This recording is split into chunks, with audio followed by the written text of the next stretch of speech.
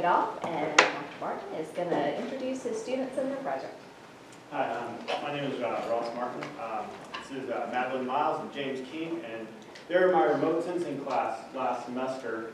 And I wasn't here during the tornado, and naturally we started talking about it a little bit, and we thought it was an obvious connection there to apply some remote sensing to look at the tornado impact. And so we threw around some ideas, and they've really just taken off with this project. I've been really impressed with what they've been able to do with it. So.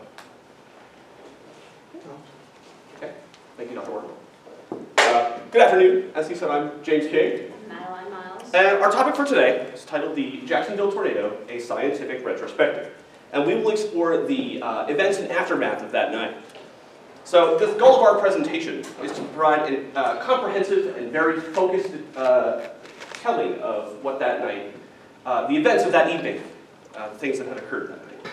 So we have accomplished this by using remote sensing and GIS programs like ArcGIS and ERDAS Imagine, which allow us to handle and manipulate the data in a variety of ways.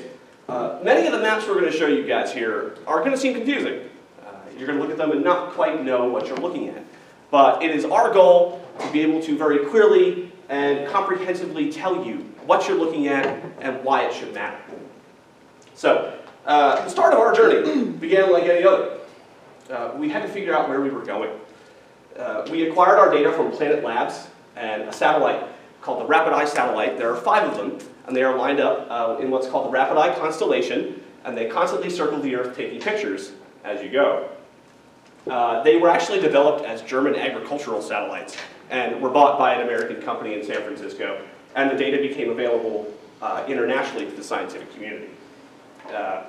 So the images we're using, the first ones that we took were from March 15th, which was 4 days before the event, and April 4th, which was 2 weeks after, and we felt that this span of time was enough to provide a clear view of the impact of this event. So when we first approached the data, we had a multitude of choices when it came to where to begin with our research. And we decided to start with a basis in remote sensing.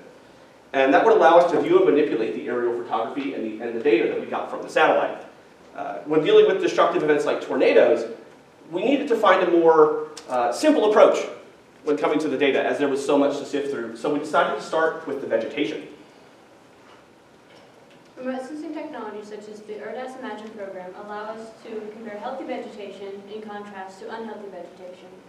Simply put, this allows us to look at the change in trees, foliage, bushes, shrubbery, anything that falls under vegetation. To do this, we run what we call an NDVI, or Normalized Difference Vegetation Index, NDVI. So the NDVI equation measures the difference between near-infrared, NIR, and red light, which plants really like to absorb, and NIR, which they like to really reflect back. So that's how we kind of get that balance in the equation. We ran a change detection on the NDVI is done, and from that data from before and after is how we compared them. The following slides detail the process we used to detail the changes in the vegetation between the 2 satellite photos. As you can see from before, right here is Jacksonville, and we have a fairly normal-looking return from the satellite. Now, when we go to the after image, we start to see a marked difference. And what we decided to do from these 2 is to provide a contrast as to what happened. So what we did is we ran a change detection on the 2 to show exactly what we were looking at, what we were looking for. And we came up with this image. And this shows the path of the tornado as it came through the campus, through Jacksonville, and back up the mountain. You will notice some spots. We have some agricultural areas here that are has changed over the course of those 2 weeks. So, after creating an image using the NDVI process, we decided to take it a step further to get a more tangible grasp on the data. We did this by taking images that were provided from the satellites and doing what's called an unsupervised classification using ERDAS. And what we asked it to do was we took the bands of light and we separated it into 26 different bands. And what that would allow us to do is to take the bands and classify them as to what they were. Different types of trees, different types of ground cover, buildings, each one would return a different color. So what we did with that was it gave us a very different view of Jacksonville from the before and after. Following this process, we from the before and after from the tornado, we did what was called a thematic recode. And we took those 26 different bands that were reflected to us and we compressed them down to 7. So this type of tree is one thing, this is another, and we were like, well, they're all trees. So it gave us a much simpler view of the data. So this image compares that from a few days prior to a few days after. And again, we got a very clear, distinct view of the data and the tornado path and the destruction it caused based solely on the vegetation. So after creating an NDVI image, we decided to try a different approach to our project. We weren't sure where to go with our data for a while. So we had a day where we got very bored and sat around and watched YouTube videos. And of course, we ended up on footage from the news and also drone data. And we noticed that there was a lot of drone data. There was a man who is a professor at the University of Alabama who came here and flew his drone over campus, but also went into the northern side of town, which at the point after the tornado we could not access because the roads were closed, so we did not get a good view of that area. So it gave us a comprehensive view of something that we were not able to see before. Now, the question again that we came to was, what do we do with it? Well, what we decided to do was we took the ArcGIS program and we went through block by block, area by area. You can see that we're marking off roads because I started to recognize that there's 7th Street, there's 6th Street, there's that block. And it let us see exactly which areas of town were hardest hit by the tornado.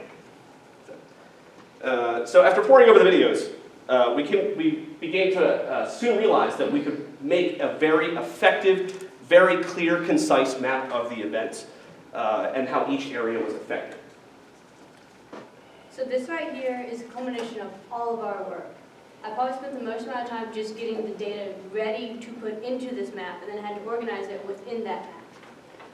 Our GIS program, ArcGIS, works in layers. So every building, everything in this map is a different layer. The first layer we see here is the base map. So this is the base map. I toned it down to 45% so that it'd be easier to see the buildings and later on the NDVI. What's being passed around is this one right here, the next one. But I used a shapefile on all the buildings that exist in Calhoun County, and then I had to narrow it down to those that fell within our rapid eye satellite image path, because it didn't get all of Calhoun, but it got a large swath. So here we have the gray buildings. These fell in is known or unknown. We didn't have data for every single building, but given enough time, we could go through and qualify them all as within our color span. The light green buildings here had minor damage, meaning they just had maybe a few shingles missing, maybe some sticks down in the yard. A good example of this would be Bib Gray for Brewer Hall, which only had a few broken windows and such. The light yellow buildings that had medium damage scale. These suffered from lots of broken windows, minor structure damage, or damage from falling trees or flying debris. Examples of this would be the BCM or the Stone Center. Now the orange buildings, as we move up in the color scale, represent those that took heavy damage. These would be the roofs being torn up, the walls being damaged, being hit by larger debris, such as like trees and other large debris. This would be Martin Hall, where we did all of our research, or even the library, because the roof was very torn out, and they're still working on it. A great example of this would also be the Gamecock Village for the Reserve, as that was very close off, and most people had to be moved out of there completely because there was water damage, there was damage everywhere, cars were flipped over there. Now the objects in red, we found the really interesting ones. These buildings would qualify as taking severe and really heavy damage. This would be destroyed buildings, buildings that are going to be destroyed as a result of the tornado, which would be, obviously, the most known Merrill Hall, which you can see very clearly from its odd shape. This would also be Wallace Hall, which is the nursing building, which is why all the nursing students are now here.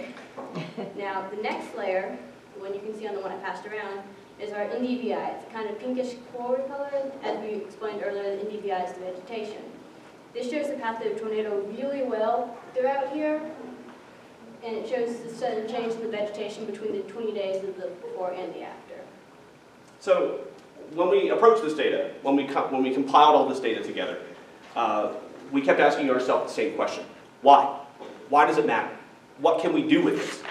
Well, as someone who was here during the tornado, I can tell you that the one word that I used to sum up the events of that night and those few weeks were chaotic.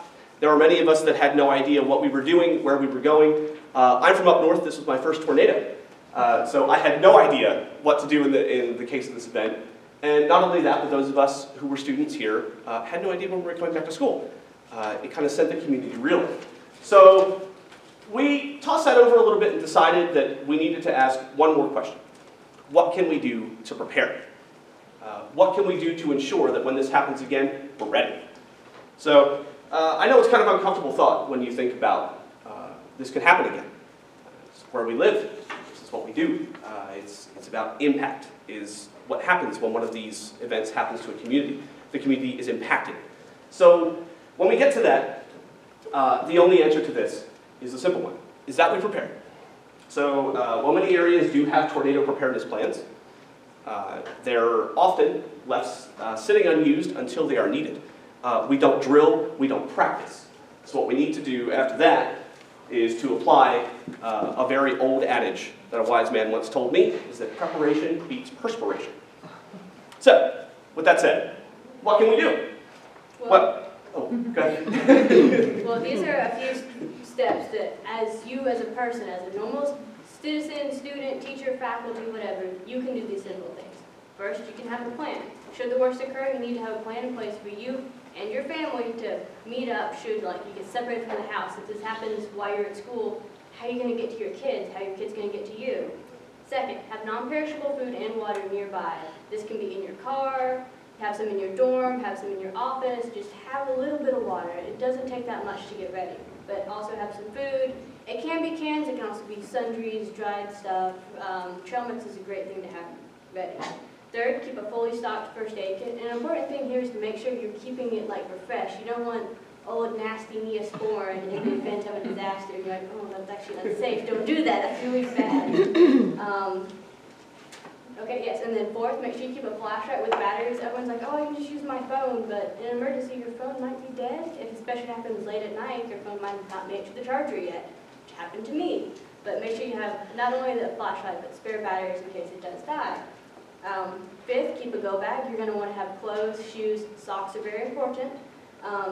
Make sure you have all that ready in a bag, make sure it all fits, and make sure you have more than just like a pair of shorts and t-shirt, because this could happen during the winter. It could happen on a rainy day. You want to have extra clothes. And sixth, keep important documents, passports, birth certificates, prescription list in a bag, ready to go. Make sure it's waterproof, weatherproof, make sure you can get to it easily should something happen.